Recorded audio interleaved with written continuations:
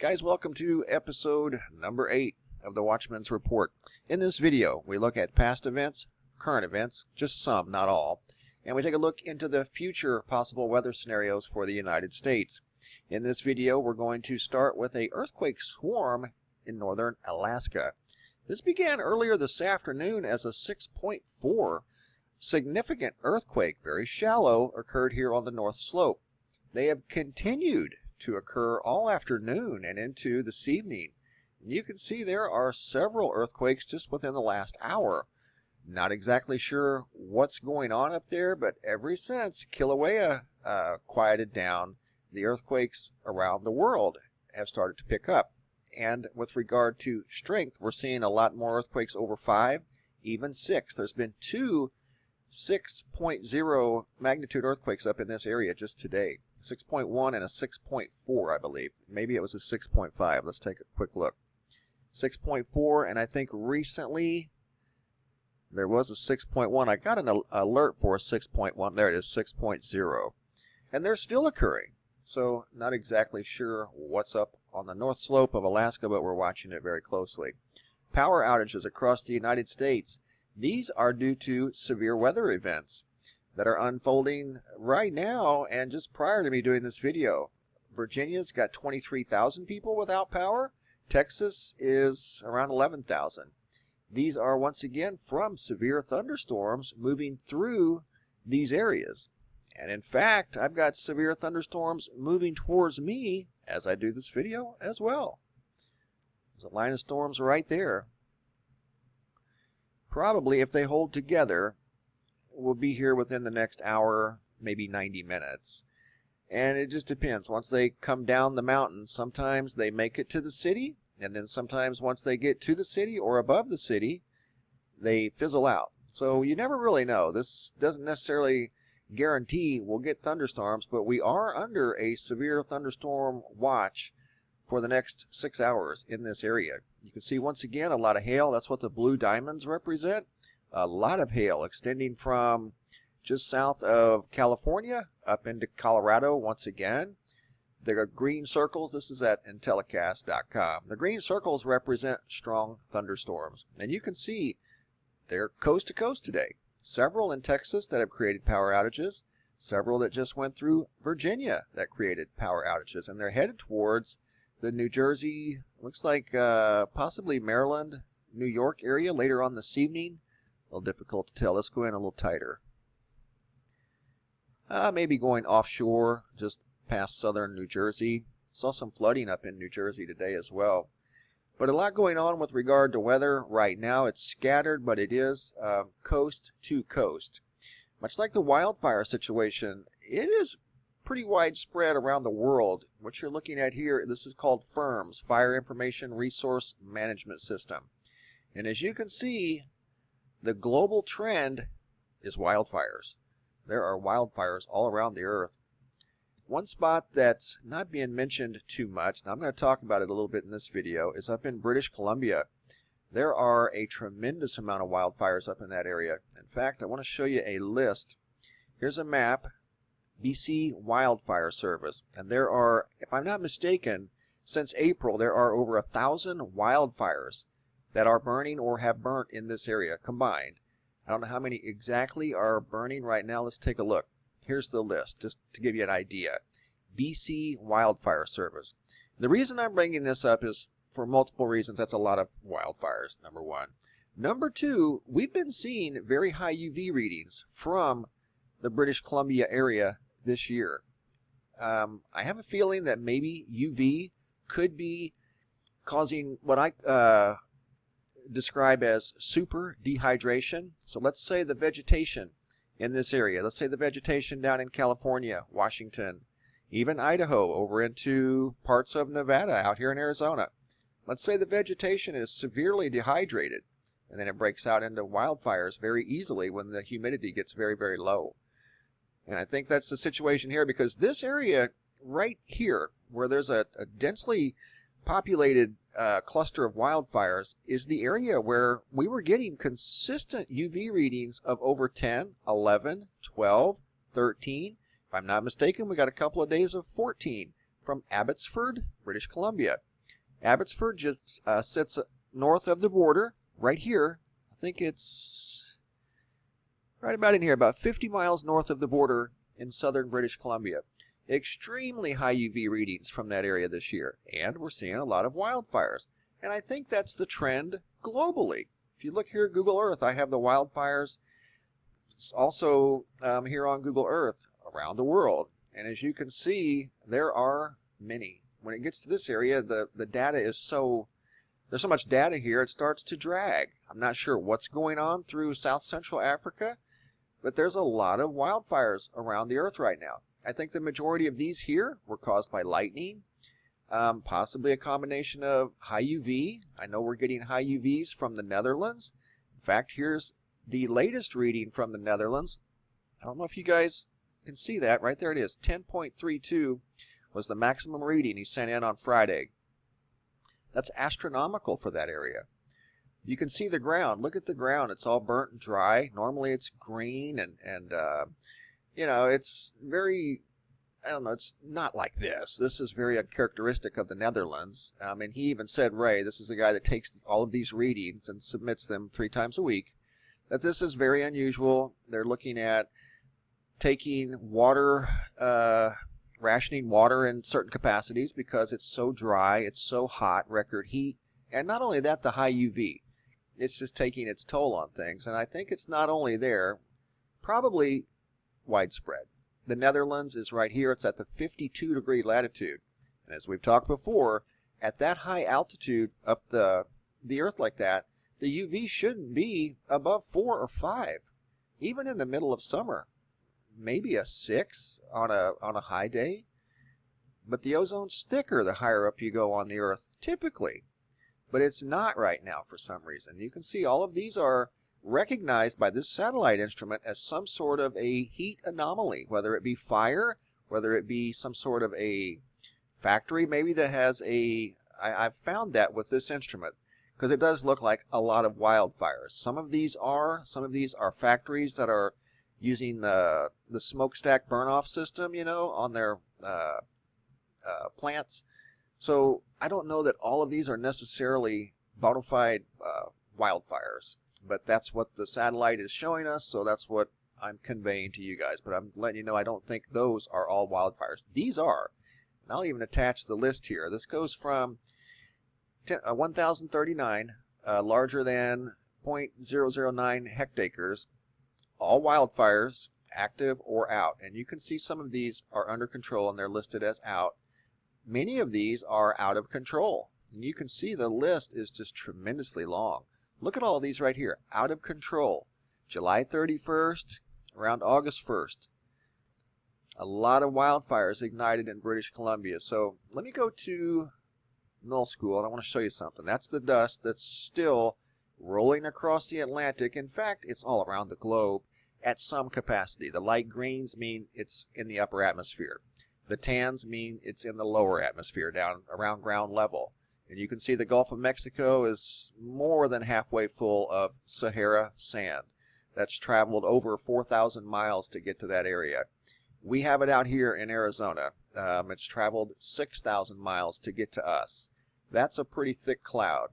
This here is not as thick as it's been in the past, but nevertheless, it's still a steady stream. It's nonstop, and there's no end in sight. It's covering both hemispheres.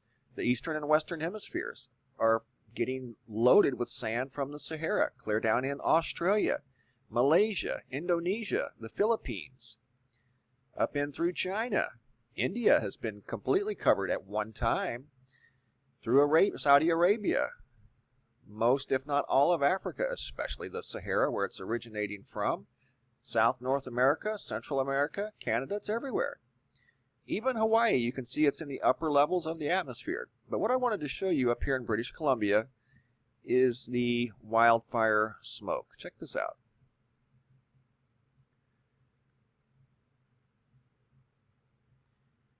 All right, there we go.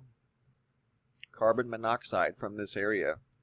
There's a lot of wildfires burning in California, but this is to give you an idea just how thick these wildfires are burning up in British Columbia. Look at that, 3,700 parts per billion, 2,600, 2,500. 3,300. A lot of wildfires burning right now, guys, so resources are being stretched thin, from what I understand, in California, quite possibly up in British Columbia as well. There are crews from other parts of the world to help the over 14,000, and that's not counting the men and women that are fighting the fires up in British Columbia. Last I knew, there were over 14,000, and those were including some national men and women from New Zealand, in California, I think New Zealand and Australia. British Columbia, I'm not sure, but I do know that they have their hands full up there as well. And as you can see, it's a global phenomenon. There are wildfires burning all around the globe. So it's a pretty big wildfire situation. Now a quick look at possible severe weather scenarios for the United States in the coming week. We're looking at a chance for severe weather yet again tomorrow out here in the Phoenix area, all along the eastern seaboard. This dark burgundy represents a component that is needed for severe weather, and it's definitely abundant from Toronto through New York, even southern Montreal. There's a slight chance all the way down through southern Florida all day tomorrow, and you can see we have a chance out here in the Phoenix area. The 14th, moving ahead to Tuesday, up in the Chicago area, Wisconsin, Minnesota, through Kansas, Oklahoma, down into East Texas once again, where they just had power outages this afternoon. Once again out here in my neck of the woods. Moving up the eastern seaboard, primarily in the New York, New England area, parts of Pennsylvania, southern New Jersey, slight chance throughout Florida, and through the central part of the U.S. Looking at Wednesday, the 15th, pretty much the same locations. The dark burgundy, still a chance out here in the Phoenix area for some, they call it monsoon activity. Moving ahead to Thursday the 16th, you can see North Texas. This would be in the Oklahoma area. Big chance for severe thunderstorms on Thursday afternoon. And you can see the area spreads even wider on Thursday afternoon. Most of the Midwest has a chance for severe weather. The opportunity for severe weather out here, at least opportunity for rain. We like to see rain out here. We don't get rain very often. Slims down a little bit on Thursday for the Phoenix area. Moving ahead to Friday, we have yet another opportunity out here, but again, kind of slim. The Midwest, pretty much a guarantee. When you see it that color in this area, that's actually there's no guarantees, but the chance for severe weather in this area is exceptional. More than likely at some point this day on Friday, there will be some severe weather somewhere in this area. How long? Don't know. Don't know exactly when, but that's in the early afternoon hours. But as you can see, the burgundy color is all through the Midwest, and especially east of the Mississippi River. So look for the chance of severe storms on Friday afternoon and probably into Saturday, definitely Saturday as well. Oklahoma, Kansas, western Missouri, definitely through here on Saturday this coming weekend. Northwestern Nebraska up into South Dakota, so big chance on this coming weekend. Even out here in the Phoenix area, all week pretty much, there's a chance for storms in the Phoenix area. But definitely through the Midwest, especially towards the end of the week, look for the chance of severe weather. I wanted to take, okay, I showed you the dust. The VLA, that's the Very Large Array. It's a huge radio telescope, has found a possible extrasolar planetary mass magnetic powerhouse. Object is at boundary between giant planet and brown dwarf. My guess what this is, guys, it is some sort of a star that's run out of fuel. And basically that's kind of what they're trying to tell us here, I think. This thing's traveling alone. They found it 20 light years outside of, or away from Earth. It's outside of the solar system, but it's in the galaxy. Astronomers using the National Science Foundation's Carl G. Jansky Very Large Array, VLA, there it is right there. You can see a picture of it. It's in New Mexico, just right across the street from me, well, a few hundred miles. Have made its first radio telescope detection of a planetary mass object beyond our solar system. The mass object, about a dozen times more massive than Jupiter, is a surprisingly strong magnetic powerhouse and a rogue traveling through space unaccompanied by any parent star, which is rather unusual. Planets are normally guided by stars. But here's the question I have. It's a very informative, well-written article, but when you get down into about this 5th or 6th paragraph, it says, last year, an independent team of scientists discovered, and they've got this long name for it, SIMP, many numbers, was part of a very young group of stars. Its young age meant that it was, in fact, so much less massive that it could be a free-floating planet. Only 12.7 times more massive than Jupiter, with a radius of 1.22 times that of Jupiter. At 200 million years old and 20 light years from Earth, the object has a surface temperature of about 825 degrees Celsius, or more than 1,500 degrees Fahrenheit. This thing is a star. By comparison, the sun's surface is 5,500 degrees Celsius. So, to me, this thing is some sort of a star, failed star. That's what I think this is. It's traveling alone. Could be a planet, but the age, I don't know, 200 million years old, and it's at this capacity where it could be a planet or a star. I think it's an old star or a young star, one of the two. But nevertheless, don't know exactly where it's at with regard to the night sky. I think that would be interesting. I didn't see it in here anywhere, because I have seen in the past very interesting pulsating objects in the constellation of Hydra. That goes back to 2012.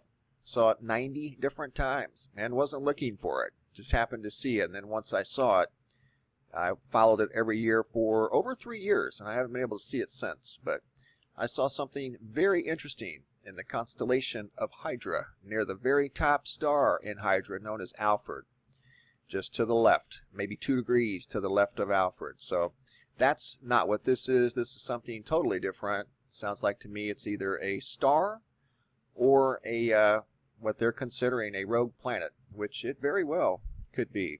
Interesting stuff there. Guys, I want to show you some pictures that I've got this week. I've got a lot more to share with you guys. These are just a few.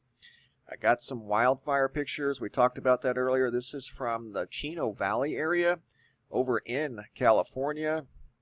Wildfires are, like I said, are burning out of control in some cases. This is a very unusual looking cloud from a place called Anna, Illinois. There's a video, I'm sure you may have even seen this video, but the sky literally fell. You can see it's touching the ground here. And this again is in Anna, Illinois. And from what I understand, this occurred this week. It looks like some sort of a shelf combination roll cloud that extended from the sky all the way to the ground. What an incredible sight. Look at that. And I did see the video, but that's been gobbled up by people, so I'm not dare going to play it. But there's a picture, a still shot from the video. That is absolutely incredible. This video was sent in by BJ from Louisiana, and it's of a twister that he filmed down there in Louisiana. Not exactly sure where in Louisiana, but there it is. And I think that could be a water spout just offshore. Might be in the New Orleans area. Pretty neat looking to see those. That might be a water spout offshore of Louisiana. I want to thank BJ for sharing that with us. Some more pictures here. In fact, I've got a lot. This is the smoke from Chino, California, sent in by Jenna. Look at that. Just pure orange. It's almost like they were on the surface of Mars temporarily. Unbelievable. This photo was sent in from Dallas by Perry, and you can see we've got this shadow in the sky, almost like a curtain on one side and light on the other. And this one's also got a unique dark beam associated with the sky curtain. This was sent in by Donna from right out here in Mesa, Arizona. Same exact phenomenon.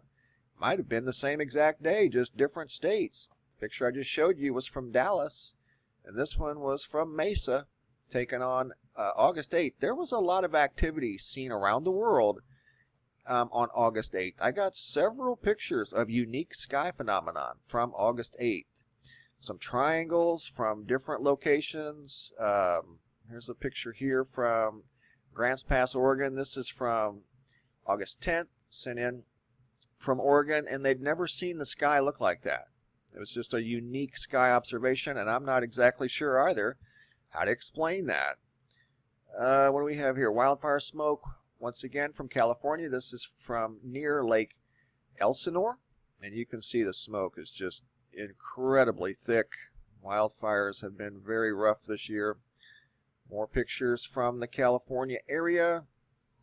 Again, Lake Elsinore. Look at that. It's like they were on the surface of Mars. I've got a video, I think, yeah, here we go. I want to share. This is actually a picture. You can see what looks like a triangle in the sky. This was sent in by Marty from the 11th. Look at that. It's like a perfect triangle. I've got a video in here. I hope I have it in this folder. Yeah, I sure do. Look at this. This is from Kansas City, Missouri. This was sent in by Benjamin as he was driving on the I-35 August 8th. Check this out. See that? Watch, it gets better.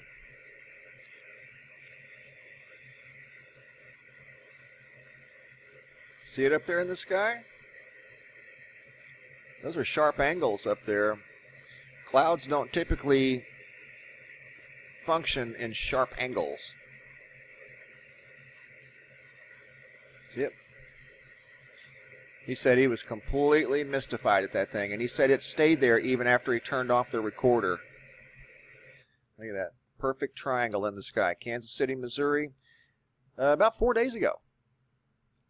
And he said, again, it didn't move once he turned off the camera. That looks like some sort of a, again, it's got sharp angles, a triangle in the sky. How else do you describe that? Incredible photos. Thanks, guys, for sharing. I greatly appreciate it. More wildfire smoke from the Lake Elsinore area. This was sent in by Mike. Look at that. Just thick orange smoke. Unbelievable. That tells me there's a lot of vegetation there. And it was more than likely super dehydrated from high UV levels. Sunrise sent in by Ruby from Las Vegas. And that's telling me that's either wildfire smoke on the lower horizon or sands from the Sahara on the lower horizon. Sent in from Las Vegas. Thank you, Ruby. Here's an unusual video sent in from Ontario. And it's showing some lines in the sky that have these unique shadows. Check out these shadows. You're going to see some, I don't know, different light. Yeah, he's way back here.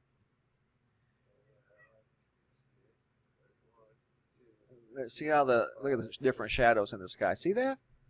They're dark light, dark light.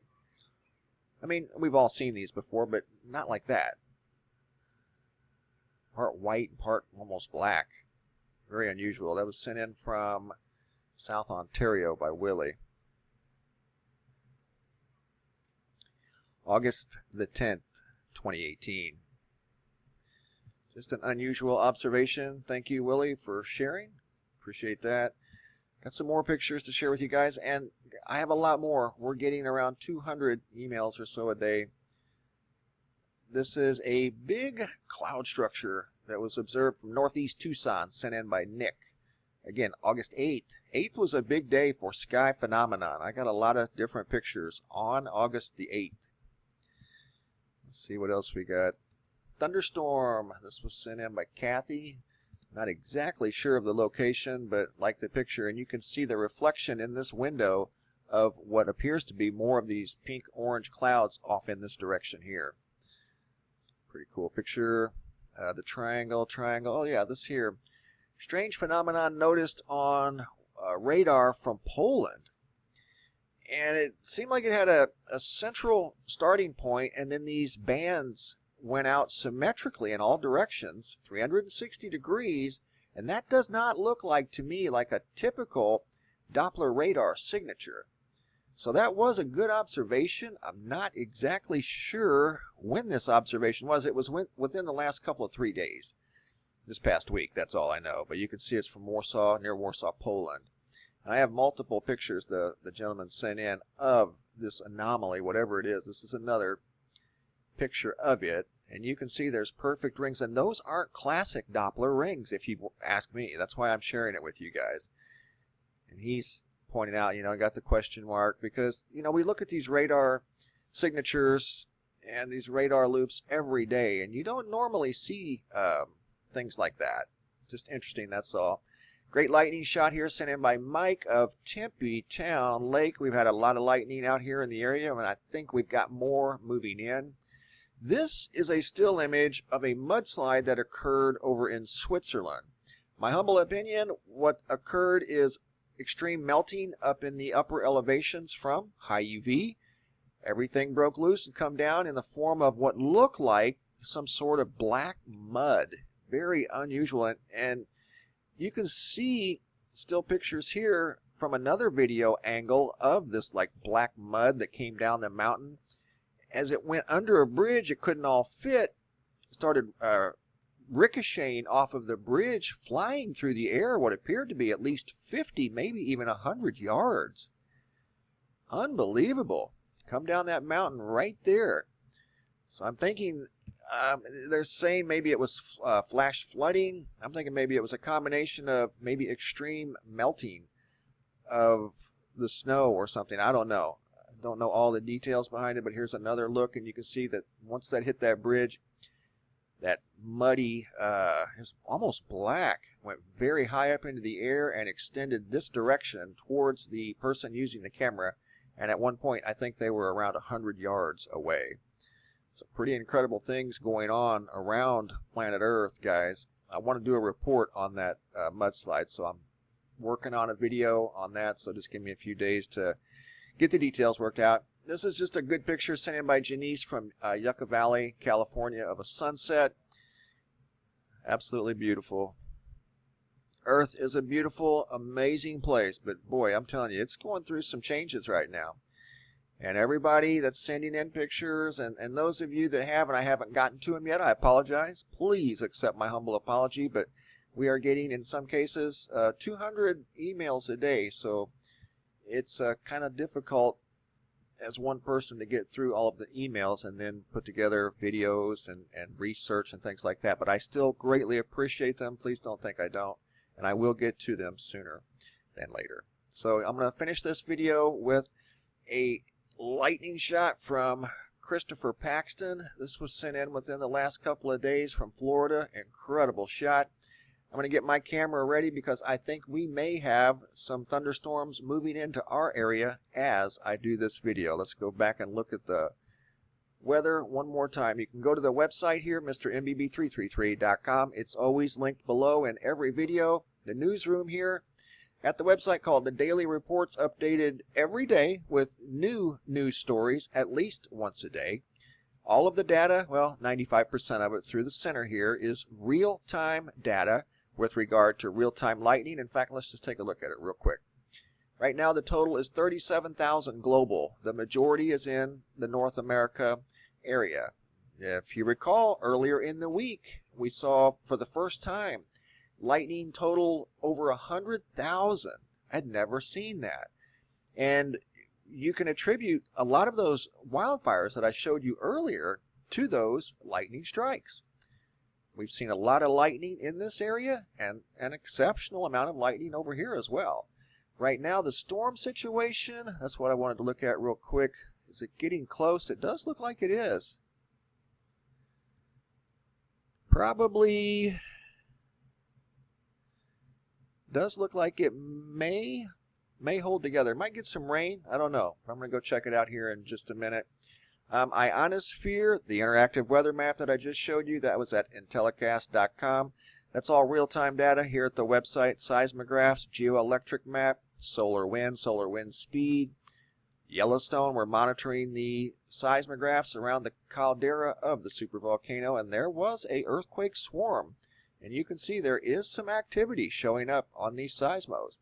And we are 23 days into the unique planetary arrangement. We've still got quite a few weeks to go. So we're definitely monitoring volcanic activity around the globe very, very closely. So don't forget to check out the website, the Schumann Resonance tab on the lower right-hand side.